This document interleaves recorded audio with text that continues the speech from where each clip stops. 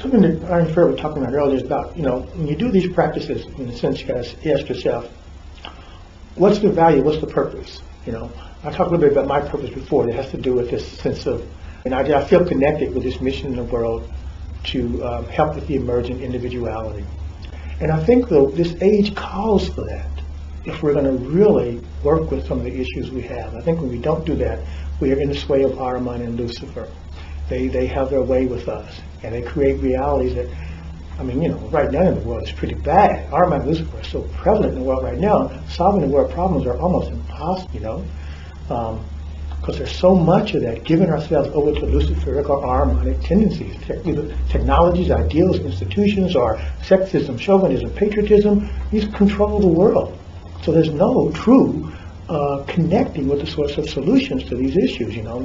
People just cannot have an individual picture of anything.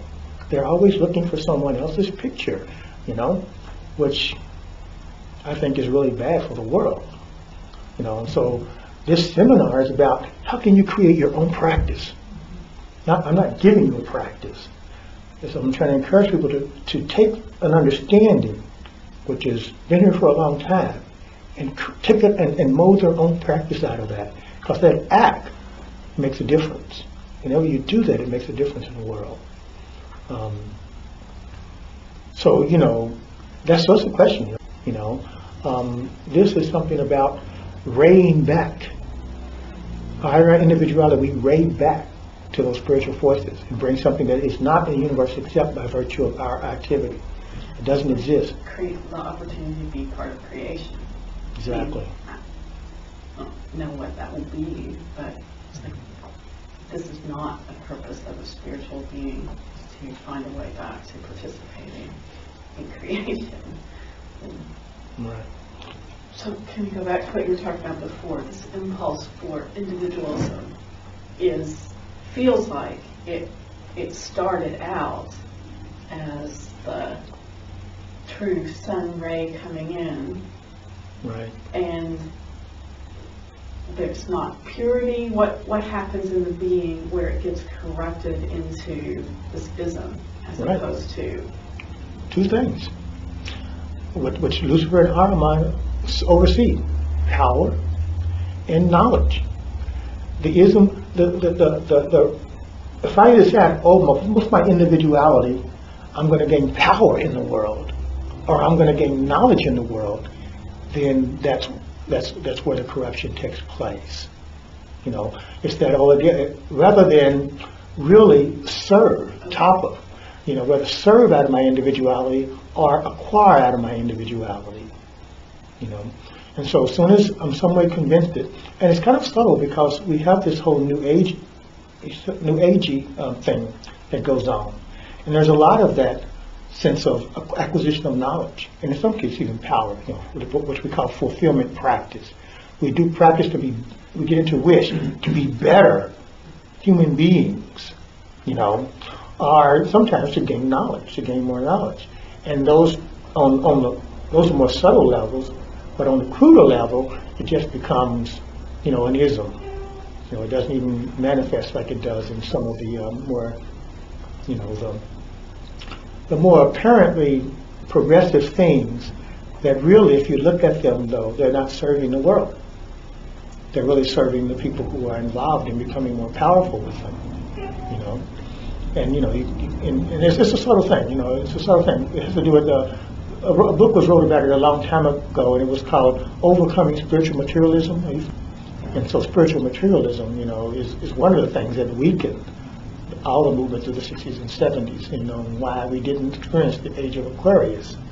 Spiritual materialism just drained away, the capacity for that to emerge, in a way. But when you look at the whole environmental, save the earth, global warming movement today, and it seems to me like it's destined to fail without, not fail, who knows what legislation will accomplish, but without a certain of that kind of samadhi relation to the earth. It seems to me that's what's necessary for a real change to take place, because if you really are connected, if you're totally tuned to the earth, that you don't do things to hurt it. Why do you really understand what's going on with the earth? You know, we look at everything that happens in the earth that's going on from the point of view of our own existence.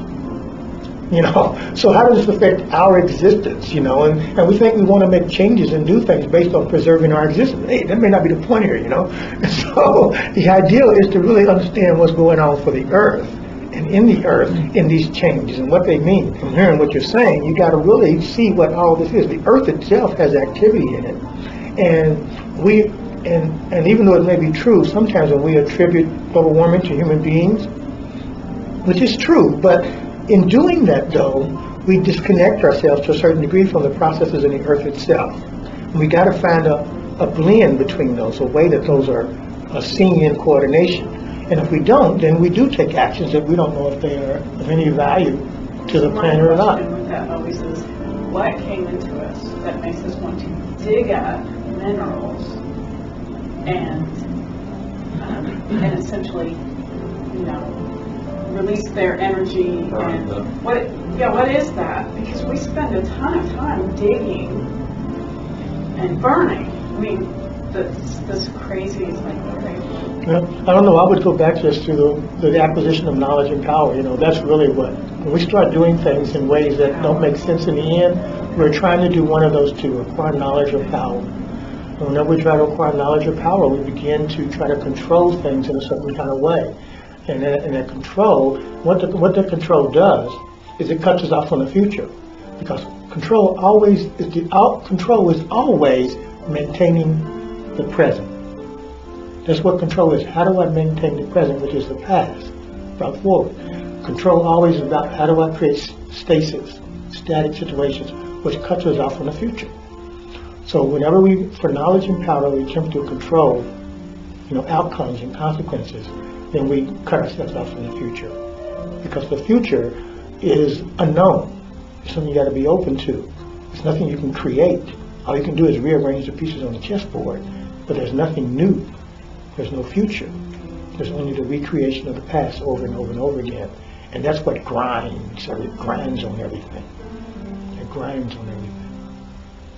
So anyway, I'm kind of off the subject a little bit, but anyway, I do feel like, you know, at this point in this workshop seminar, where we want to move in now to Pratyahara. Pratyahara and mantra are the real meditation techniques. Pranayama is a preparatory practice.